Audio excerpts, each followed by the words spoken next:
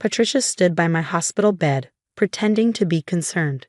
"Such a shame about the brake failure," she said, trying to look sympathetic, but I could see the slight smile she tried to hide. She watched me struggle to reach for my water glass, clearly enjoying my pain. "I'm Emma Carter, and 3 days ago, my mother-in-law tried to kill me.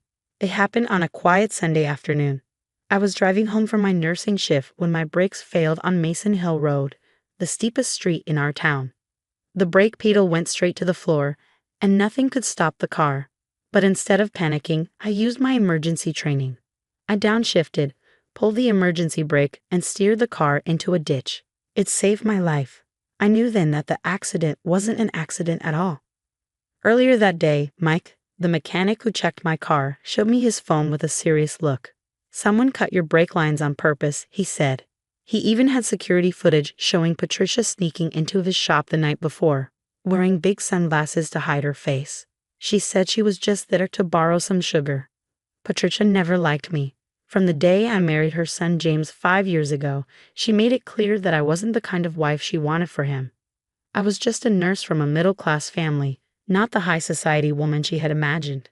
But I never thought she hated me enough to kill me. Patricia adjusted her scarf and continued, "The doctors say you're recovering well." What a relief. James was so worried. "Good thing you both got that life insurance policy last month. The one I recommended."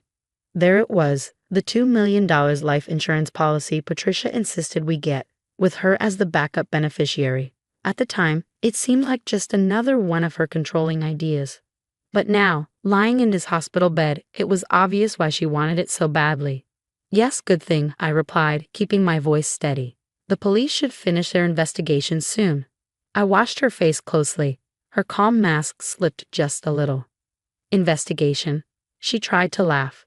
"That's not necessary for a simple accident, is it?" "Oh, didn't you know?" I said. "They found evidence of tampering.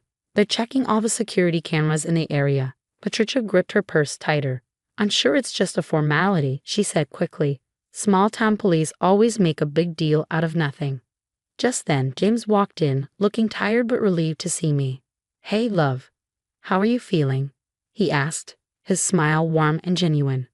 "Better now that you're here," I said, grateful for his support. No matter how hard Patricia tried to cause problems, James always stood by me. Patricia put on her fake worried mom look.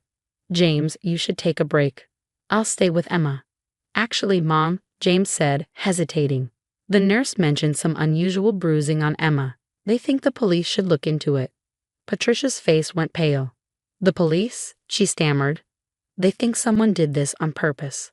They're checking all possibilities," James said, "including brake tampering." Patricia put her hand to her throat, pretending to be shocked. Who would do such a thing? I looked her right in the eyes. "Yes," I said.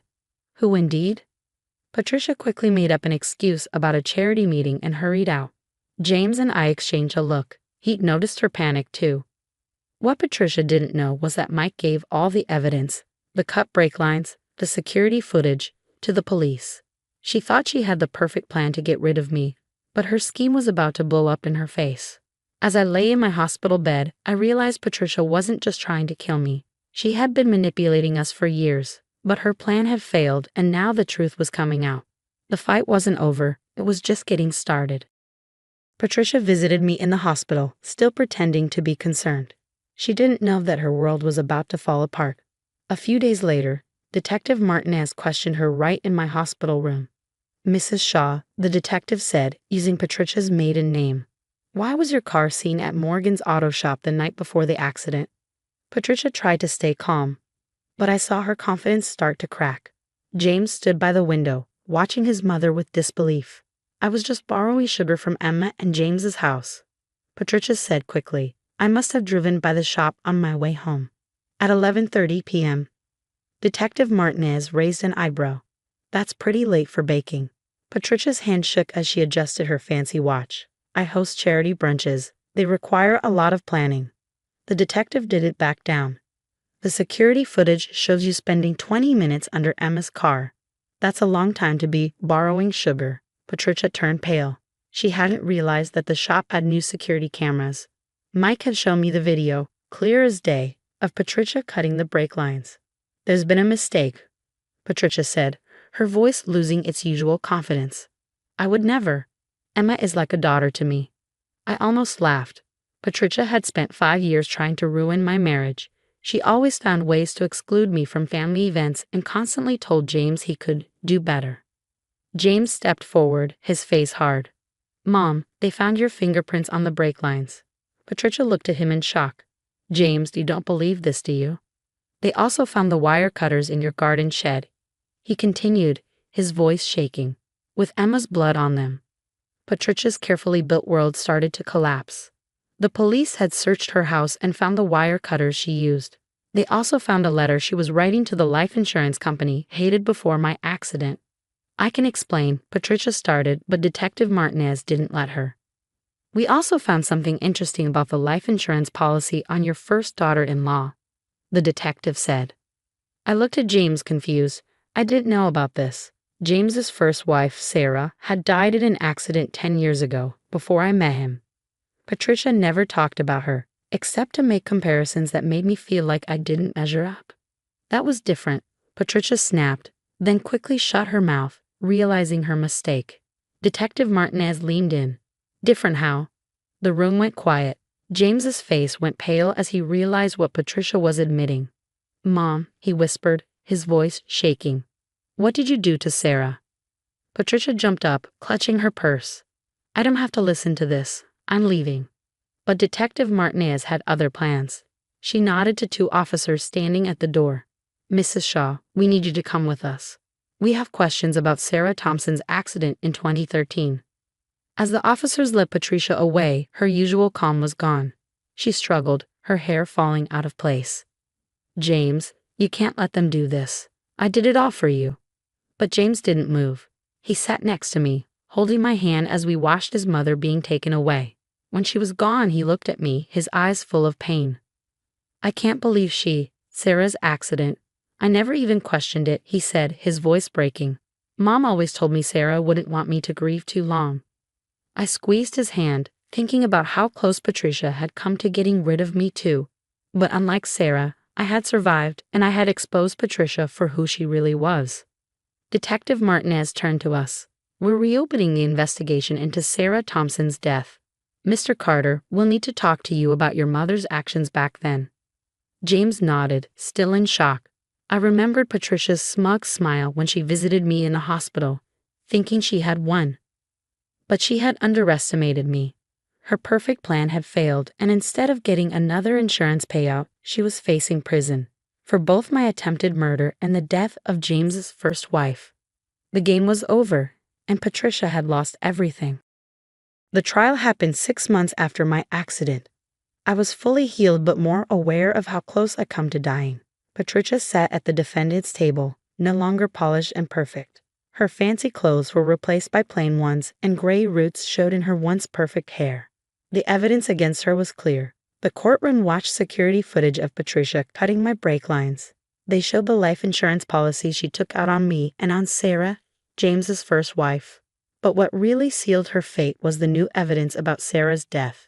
The investigation into Sarah Thompson's death showed that her car was tampered with, just like Emma's, the prosecutor told the jury. We found Patricia Shaw's fingerprints on documents canceling an autopsy, papers she had no right to sign. I glanced at James. He listened to the details of Sarah's death, his face tense. I could see the pain and anger he had been hiding for years. When he testified, his voice was steady, but his words were sharp. My mother controlled everything, he said, looking right at Patricia. She picked my friends, my career, even my wives. But when they didn't fit her idea of perfect, she got rid of them. He paused, his voice breaking just a little. She killed them. Patricia tried to defend herself by claiming she was protecting James from gold diggers and social climbers. But the facts told a different story. Sarah and I both had our own jobs and money. The only threat we posed was to Patricia's control over her son's life. It took the jury less than 3 hours to decide. On the charge of attempted murder of Emma Carter, we find the defendant guilty. On the charge of first-degree murder of Sarah Thompson, we find the defendant guilty. Patricia finally lost her calm. James, she screamed as the guards took her away. I did it all for you. They weren't good enough for you. But James didn't look at her. He held my hand as the judge sentenced her to life in prison without parole. Reporters surrounded us as we left the courthouse. How does it feel to know your mother-in-law tried to kill you? One asked. Do you have any comments on solving Sarah Thompson's case? James put his arm around me protectively and said, my mother caused pain to a lot of people. Today justice was served. That's all we have to say. That evening, we sat in our living room, still processing everything. The house felt lighter, as if a heavy weight had been lifted. I talked to Sarah's parents after the trial. James said quietly. They always felt something was off about her accident but couldn't prove it. They thanked us for helping them find the truth. I held his hand. They have closure now. So do we. James let out a bitter laugh. You know the sad part? Mom was always scared of losing me, of losing her place in my life. In the end, she did just that. Her actions pushed me away. The doorbell rang. It was Mike, the mechanic whose security footage was key to convicting Patricia. He stood awkwardly at the door. I just wanted to see how you're doing, Mrs. Carter. When I saw those cut brake lines, he shook his head. Well, I'm glad you're still here. Some people get what they deserve. After Mike left, I thought about Patricia, now alone in a prison cell. Her need for control cost her everything, her freedom, her son's love, and her image of being the perfect mother.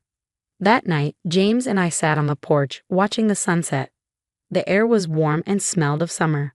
For the first time in months, I felt truly at peace. James looked at me and asked, what now? I smiled, thinking about the future, a future without Patricia's dark influence. Now we live our lives the way we want. No more looking over our shoulders. No more fear. Patricia had tried to end my story, but she ended her own instead. And my story was just beginning. Sometimes justice comes in unexpected ways. And sometimes surviving is the best revenge.